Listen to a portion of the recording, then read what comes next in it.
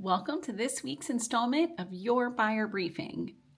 You know me, I don't have to introduce myself, but it kind of comes natural that I want to because I do YouTube. If you haven't seen our YouTube channel, absolutely go check that out. I constantly give tips on there as well. This is specific to what is happening in the market this past weekend. So, what in the world are we seeing this past weekend? Honestly, spring break is one of my favorite weeks in Northern Virginia because there are buyers that take breaks. So you're not going up against as much competition. Or so we thought. There were less offers on each house. However, the buyers that wrote the offers were the really serious competitive offers. So we still saw houses going at least $100,000 over list price on some homes in a really specific niche neighborhood with a highly sought after school district. We even saw it go over 200,000 over list.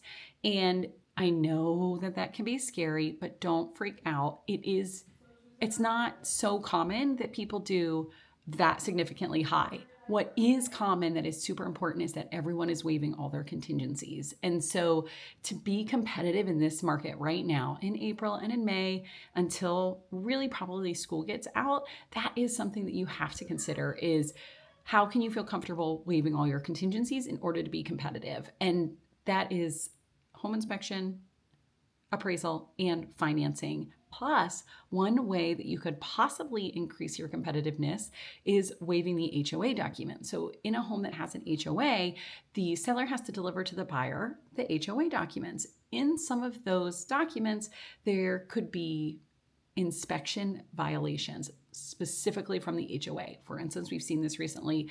Fence post maybe isn't right. There's paint on the front stoop or foundation color isn't right. These things come up when an HOA is particular, and that's not a bad thing, so don't freak out. It's just what keeps the neighborhood cohesive. It's what keeps the neighborhood value continuing to rise as well. So I actually am a huge proponent of HOAs. I think that they help your home value like crazy, but that is something to consider. Like, okay, maybe we know another client that's bought there. Could we see what their HOA is? Could we, I don't know, assume, again, looking around, how well is the house maintained? Do you think there's any violations? Will you just take them on yourself if they come up? The other thing this week that I really wanted to focus on that we are seeing a lot of sellers asking for is rent back. So many sellers, including our own, that are listing in April, they want to close quickly. It's best to close quickly so they can get their cash.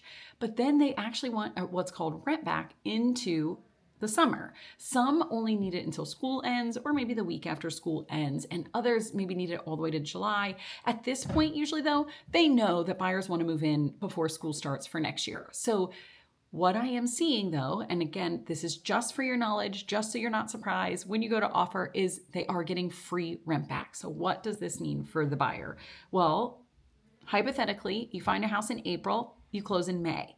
If the seller wants rent back, at most they can have 59 days of rent back. So they could stay in the house 59 extra days. But if you are financing that home, you need to take occupancy within 60 days. So that's where that 59 days comes from. When you close in May, your first mortgage is due in July. So ultimately, it seems, I know, like it's a win-win. The seller gets their money early and they get to essentially stay in their house for free. No, they do stay in their house for free. They'll keep the utilities in their name. And then you would move in after their rent back period is done. Again, if you close in May, first mortgage isn't due till July. I know that some people don't love this. That's fine. One, we look at houses that don't need rent back. Two, we don't look at houses the first weekend on the market. There's so many little things and strategies that we can do throughout our search process, but it's up to you to understand what an offer looks like that is getting accepted so you can choose. You can decide, okay, Cassie, I'm fine with free rent back. Who cares if it gets us the house that we want?